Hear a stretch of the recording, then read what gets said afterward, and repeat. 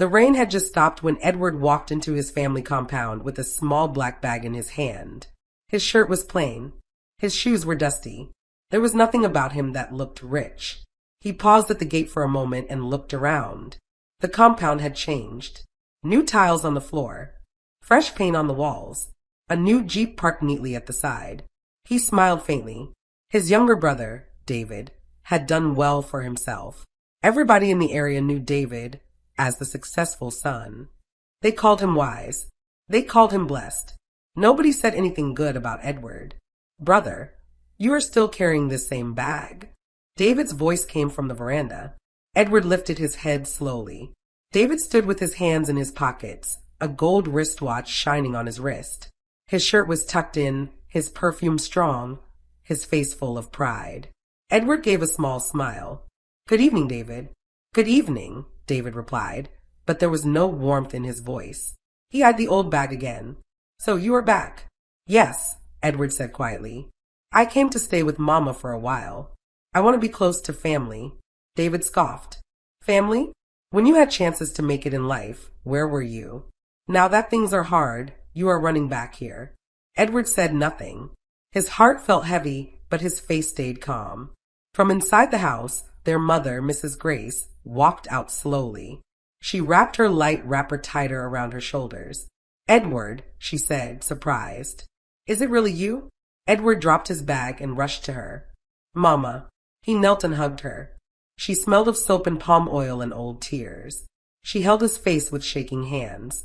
My son, you just disappeared, she whispered. No money, no call. I was worried. I am sorry, Mama, Edward replied gently. I went through some things, but I am here now. David folded his arms. Mama, don't let him deceive you. He is always going through things. At his age, he still has nothing. Mrs. Grace sighed. Her eyes moved from Edward's worn shoes to David's fine watch. The comparison was too clear. Edward, where are you working now? She asked slowly. Edward's eyes softened. Mama, I am just managing, he said. Things are not easy, but I am alive. David laughed loudly. Managing? That is what you have been saying since. Look at me, Mama. I didn't sit down waiting for life to pity me. I worked. I hustled. God bless me. But this one, he pointed at Edward with his mouth twisted. He likes pity. Mrs. Grace looked away, ashamed. Edward swallowed the pain in his throat. He knew what they could not imagine. They did not know that in another part of the city, there was a tall glass building with his name quietly hidden behind other names. They did not know there were companies under a holding group only his lawyer and board truly understood. They did not know their useless elder brother signed salaries for hundreds of workers every month. He had chosen to come like this. No car, no designer clothes, no noise. He wanted to see something clearly. He wanted to test what his family really carried in their hearts. Mama, Edward said softly, can I stay in the small room at the back for some time? Mrs. Grace hesitated. She looked at David. David shook his head. The small room? I told my friend he could use it. You didn't tell us you were coming. There is no space. Edward's fingers tightened on the handle of his bag. I can sleep in the sitting room for now, he said calmly. I don't mind the floor. David rolled his eyes. You never mind suffering. That is your problem. Mrs. Grace shifted uncomfortably. Maybe for some days, she said. But Edward, don't stay long. This house is not like before. Things have changed. Edward nodded slowly. I know, Mama, he said. He walked into the house quietly, carrying his small bag, feeling every word like a stone on his chest. They saw nothing in him, and that was exactly what he needed to see. That night, Edward lay on a thin mattress on the floor of the sitting room. The fan above moved slowly, making a tired sound. Mosquitoes sang in his ears. He stared at the ceiling, listening to David's loud laughter from the room down the corridor. Babe, I swear, my elder brother is a liability. David's voice floated through the half-closed door. If not for Mama, I would have sent him away tonight. A woman's voice replied, David's fiancée, Linda. Why is he like that? Your junior should be learning from you, not the other way. See how you drive, see your account, then look at him. David laughed. He is a mistake in this family, a beg. Edward closed his eyes. It was not the first time life had thrown insult at him, but hearing it from his own brother cut deeper. Still, he stayed quiet. He was here for the truth, and the truth was speaking. The next morning, Mrs. Gray stood in the kitchen, bending over a pot of tea. "Good morning, Mama," Edward greeted. She nodded, but her eyes were not soft. "Morning. You came late to greet. David has already eaten and left for work." "I woke up early," Edward said gently. "I swept the compound." She paused, surprised for a second, then recovered. "We didn't ask you to. That is work for the house girl. Anyway, there is small tea left. No bread." Edward smiled slightly. "It's okay, Mama. Thank you." He drank the weak tea slowly, feeling the heat pass through his empty stomach. He used to have breakfast meetings with managers with eggs, fruits, and coffee arranged on long tables. Today, it was one small cup of thin tea and a cold chair. He was still grateful. As he rinsed his cup, David walked in dressed in a fresh blue shirt. His car key dangled in his hand. "Brother," David said, not looking at him, "I am going out. Please don't touch my things. And if my friends come, don't tell them you are my elder brother. Just say you are a relative." Edward turned his head slowly. "Why?" David shrugged. "You don't look presentable. I don't want pretty eyes. People will think my whole family is like you." The words hit like a slap, but Edward's face did not break. "All right," he said quietly. As David was about to go out, Mrs. Grace rushed to him. "My son, please, I need money for drugs," she said softly. "My BP medicine has finished." David frowned. "Mama, I gave you money last week." "It finished," she whispered, "and prices increased." He sighed, checked his wallet, and threw some notes carelessly on the table. "Manage that one. Things are hard. I have many responsibilities." "Thank you, my son," she said, eyes bright with pride. "You are the one carrying this family." Edward watched silently.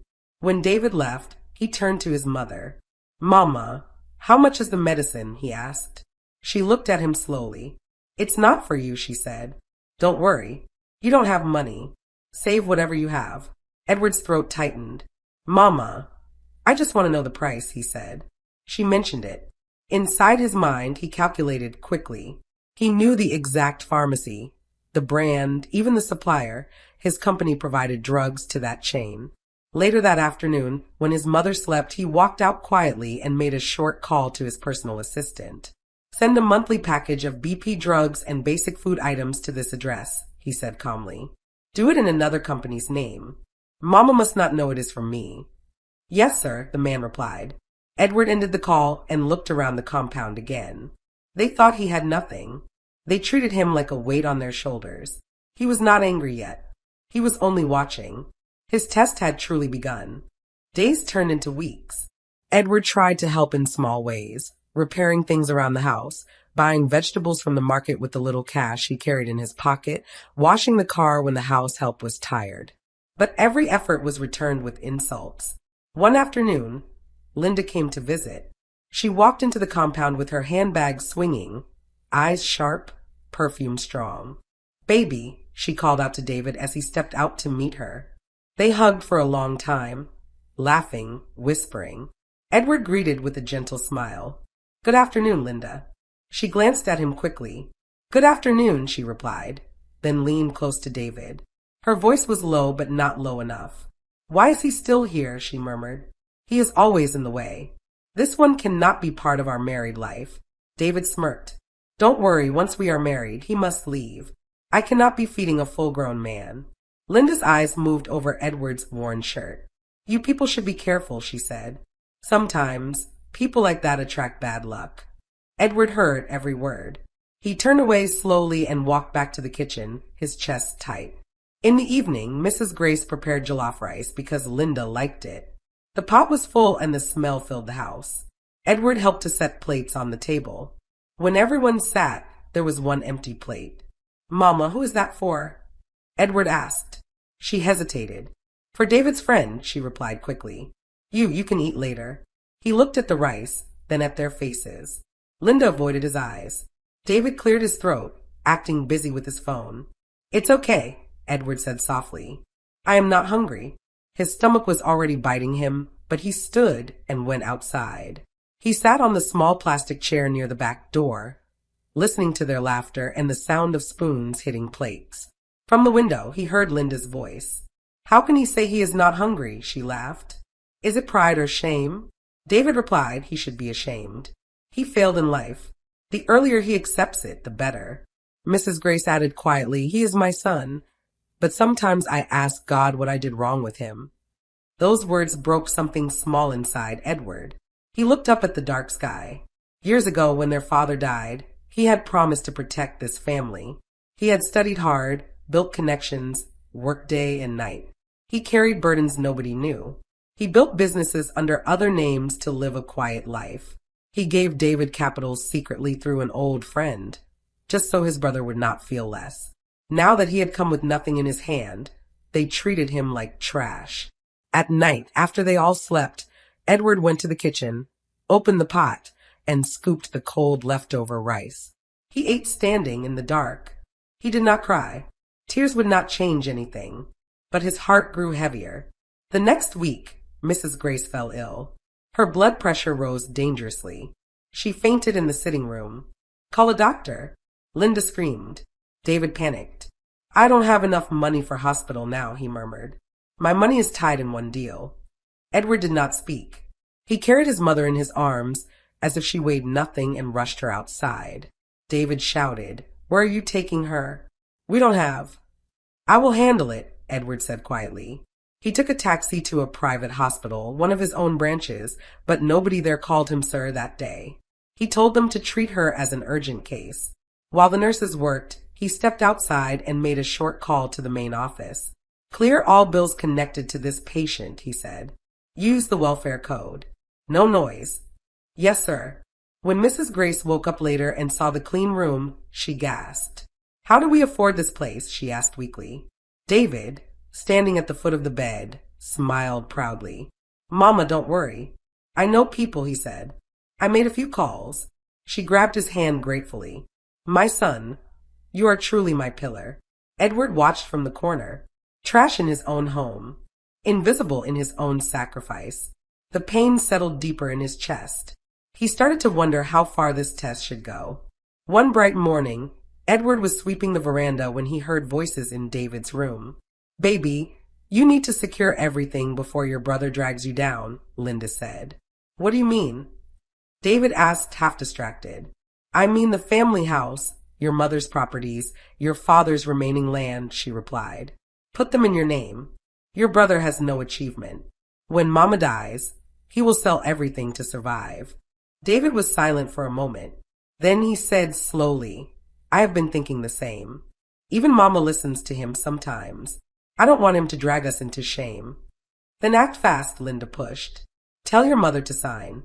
She will do anything for you. Edward stood frozen behind the open window, broom in hand. His chest felt tight. Later that evening, as the sun was going down, David came to the sitting room with a brown envelope. Mrs. Grace was watching a drama on TV, her wrapper tied loosely. Mama, David began softly, sitting beside her. I brought some papers from the lawyer. Papers, she asked. What papers? He smiled. Just small protection. You know you are getting older. I don't want confusion when you are gone. So the house and property should be in one person's name. Someone responsible. Her eyes softened. You, she said immediately. You have been the one standing. He nodded slowly, pretending to be humble. If you say so, Mama. Just sign here. The lawyer has done everything. Edward watched from the doorway. Let me see, he said quietly, stepping closer. David's face hardened. See what? He snapped. This is between me and Mama. She is my mother too, Edward replied slowly. I just want to be sure she understands what she is signing. Mrs. Grace frowned. Aha. Edward, must you always interfere, she said. Have you ever brought anything to this house? Are you the one paying my bills? Edward swallowed. Mama, I just want. I said it is fine, she cut in. David cannot cheat me. He is not that kind of child. She took the pen and signed with a shaky hand. David smiled, eyes shining. Edward looked at him, and for the first time, a small fire of anger woke up inside his chest. He saw greed, selfishness, pride, and no respect. That night, Edward left the house quietly and walked down the road. He entered a silent car parked under a tree, a black SUV with tinted glass. His driver sat up straight. "Good evening, sir." Edward answered in a tired voice. "Drive to the office."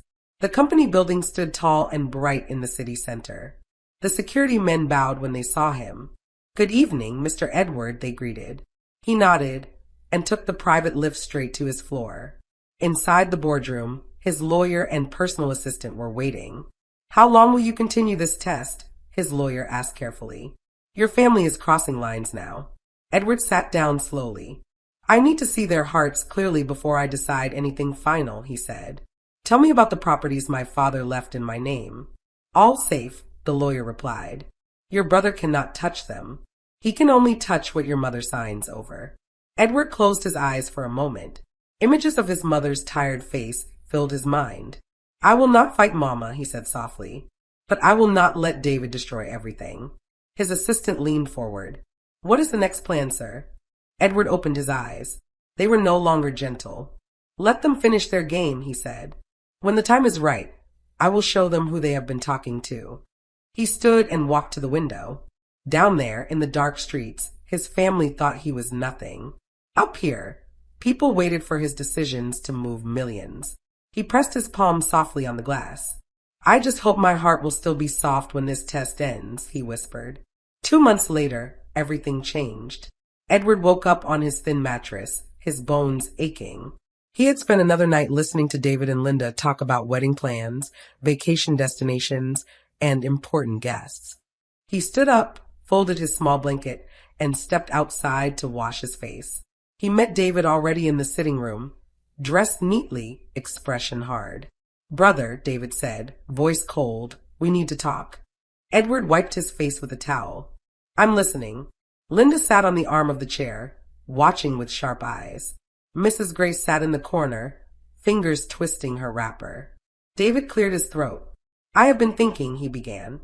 "You have stayed here long enough. Things are tight. We are planning a wedding. We need space. We need peace. We cannot carry an extra load." The words came out like stones. Edward looked from one face to another. "So you want me to leave?" he said quietly. David shrugged. "You are not a child. You should stand on your own. Man to man. Find something. This house is for people who are moving forward, not backward." Mrs. Grace could not meet Edward's eyes. "Don't be angry," she murmured. "David is right. You are the elder. You should be established. People already say I have only one son. It is shameful." Those words cut deeper than any insult. "Only one son. So I am now a stranger," Edward said softly. Linda smiled thinly. "You are not a stranger. But you cannot stay here forever, that is all." David stood and picked up Edward's small bag from the corner. "We have packed your things," he said. "Your clothes are inside. Take them. You can start in a cheaper area. Hustle. Every man starts somewhere." Edward's fingers trembled slightly as he collected the bag. "You are chasing me out of my father's house," he said in a low voice. David's jaw tightened. "We did not chase you. We only told you to find your own place. And don't forget, Mama signed this house into my name. So don't use Father's house to threaten me." Silence fell. Mrs. Grace flinched but said nothing. Edward took a long breath. He could destroy this scene with one simple truth. One call. One document. One revelation. But he didn't. Instead, he nodded slowly. "All right," he said. "I will go." He turned to his mother. "Mama, look at me." She raised her eyes slowly. "Are you truly comfortable with this?" he asked. Tears gathered in her eyes but did not fall. "I just want peace," she whispered. "I am tired." Edward's heart broke in a quiet way. He walked out of the sitting room. David followed closely, making sure he didn't touch any of his things. At the gate, Edward stopped and looked back at the house. Memories flashed, running around the compound as a boy, helping his father fix the broken fence, carrying David on his back when he cried, promising his father on his sick bed that he would protect them. Now he was the one being pushed out, bag in hand, called a burden. "Don't forget to lock the gate," David said impatiently. "And please, don't tell neighbors you are my elder brother. Just say we are distant relatives. I have a reputation." Edward's lips parted slightly. "David," he said, voice rough, "one day you will remember this moment." David laughed. "I hope it will be from your mansion." Edward looked at him deeply. "It will not be in the way you think," he replied. He opened the gate and stepped out. The sun was bright, but inside he felt cold. He walked down the street like a man who truly had nothing. When he reached the end of the road, the black SUV appeared from a corner and slowed down beside him. The driver stepped out quickly. "Sir." Edward opened the back door and paused. For a short second, he looked back toward his family house. Then he entered the car, closed the door gently, and left that street behind. 3 months passed. David's wedding was fixed. The ceremony would be big. The invitation card was thick and golden, with his name written boldly. David Grace Edwards and Linda James. No mention of Edward anywhere. David had moved fully into the role of head of the family. He walked with shoulders high. His mother depended on him for everything. People praised him in church. They called him a man with vision. But quietly, small cracks began to show. His big contract failed unexpectedly. 2 major clients pulled out. A risky investment swallowed more money than he planned. David pretended everything was fine, but his account balance was screaming. Wedding bills were heavy. Linda's taste was loud. "We cannot reduce anything," she told him firmly. "My friends are coming. My family is coming. The wedding must be big. It will announce us." David smiled with lips that did not reach his eyes. "Don't worry," he said. "God will provide." He did not know that the company he had been chasing for a major contract now had a new silent owner. He did not know that the man's name was Edward Blake, his own elder brother, whose full surname they never used. One bright afternoon, David received a call. "Good day, Mr. David," the voice said. "I am calling from EB Holdings. Our chairman wants to host a small appreciation dinner for a few young entrepreneurs in the city. Your name was suggested. Will you attend?" David's eyes widened. He had heard of EB Holdings. They were giants, multi-branch, quiet but powerful. A contract with them would change his life. "Of course," he said quickly. "Of course I will attend." The voice continued.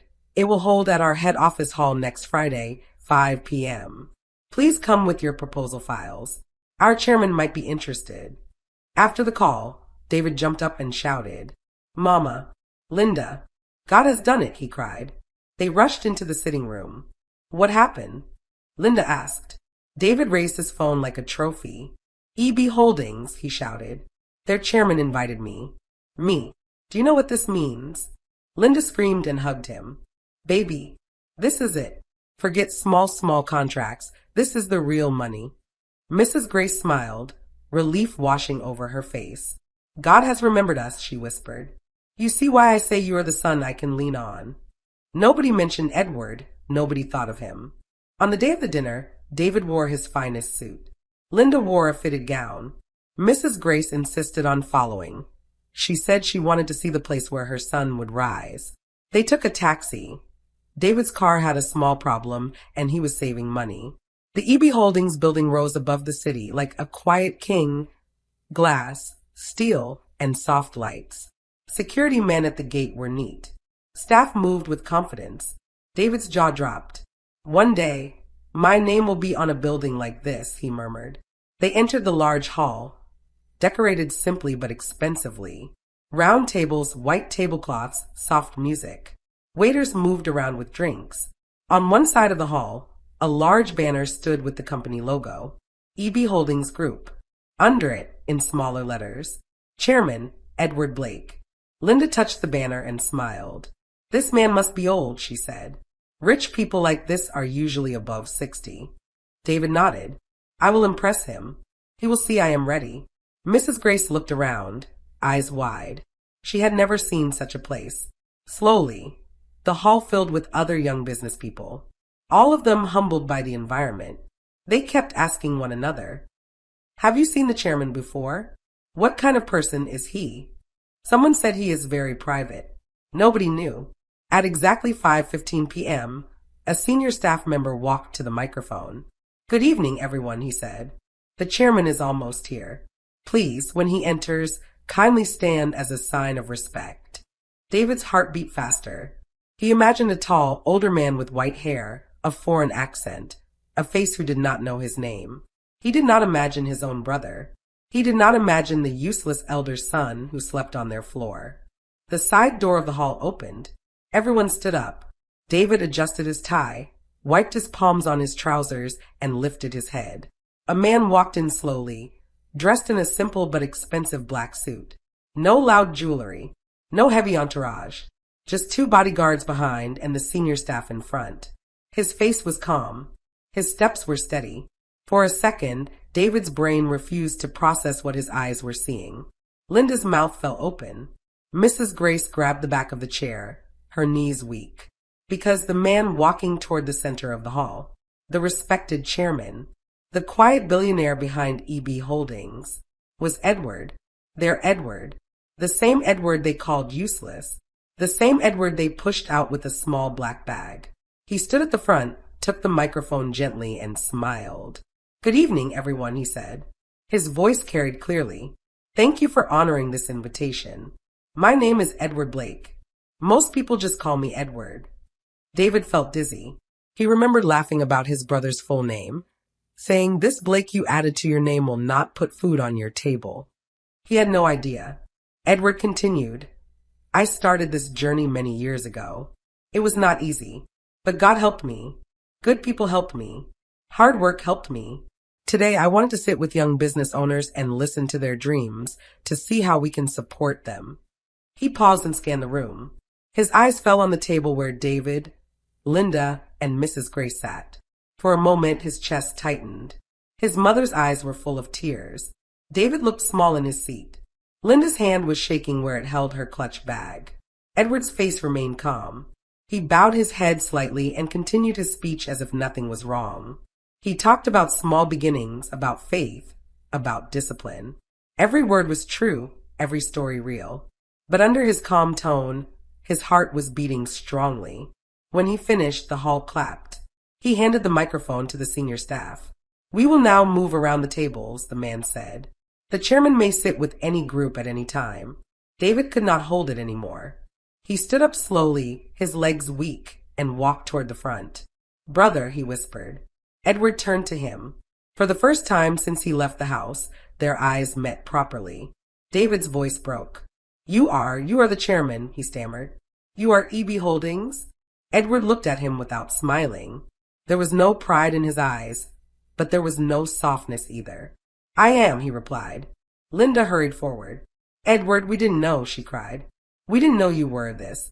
Mrs. Grace struggled up from her chair and reached them. "Edward," she sobbed. "My son, why didn't you tell us?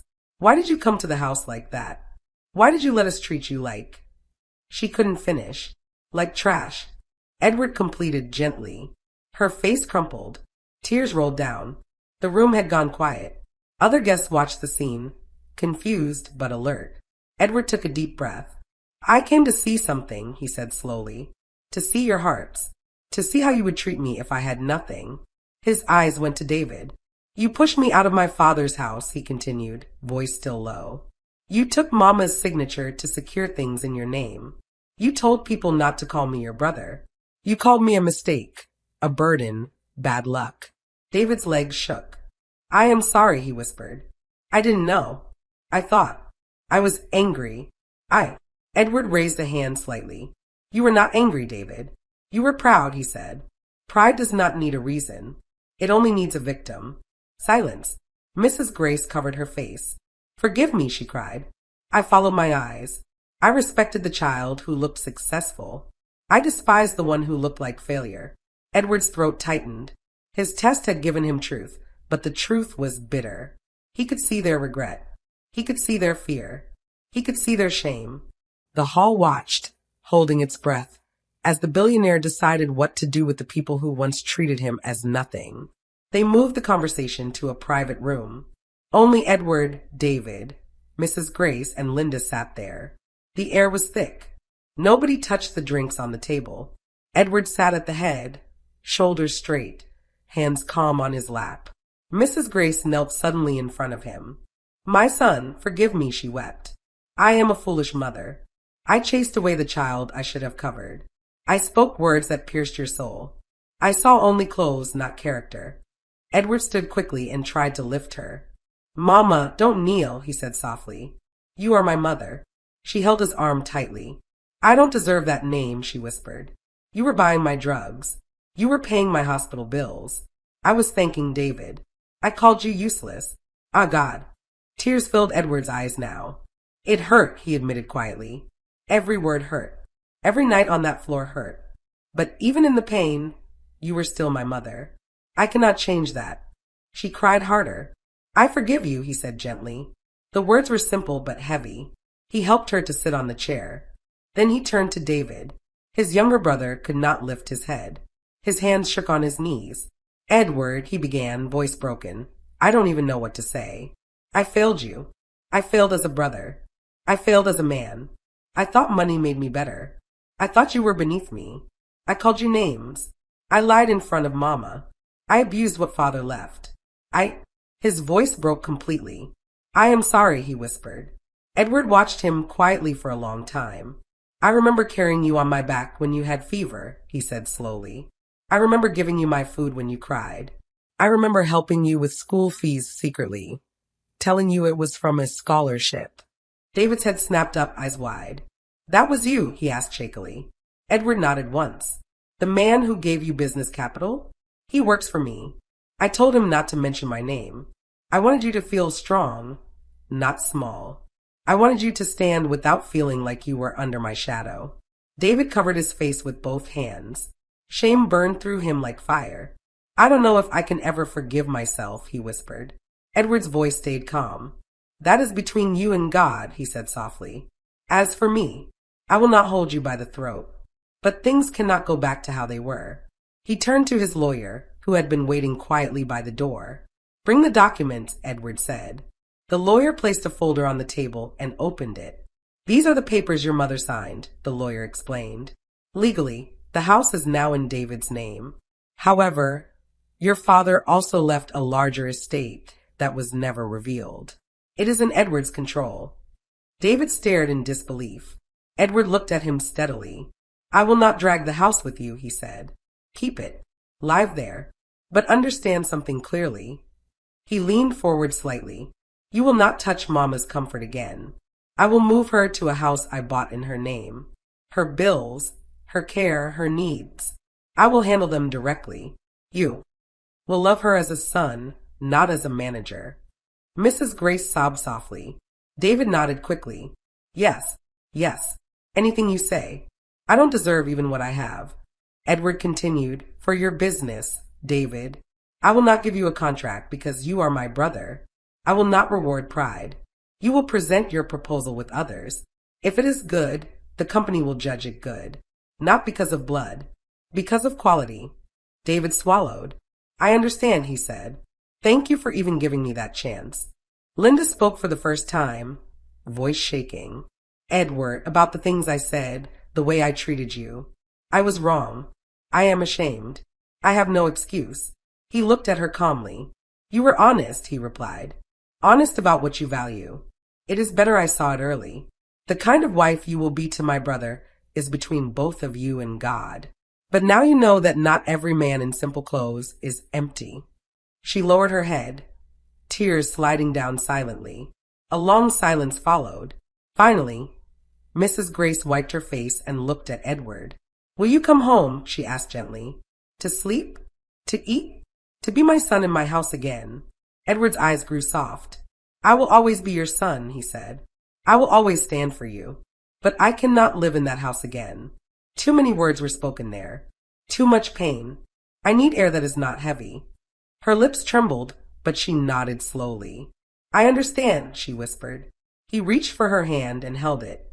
But you will not lack, he added. That I promise. Later that night, after they left, Edward stood by the window of his office, looking at the city lights. He felt many things at once: sadness, relief, love, disappointment. He had wanted the truth. He had received it. He had seen what people did when they believed he was nothing.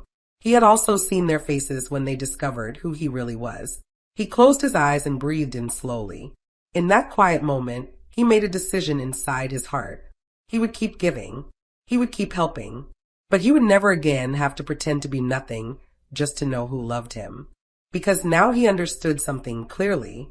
A person's true heart is not revealed by how they treat the rich.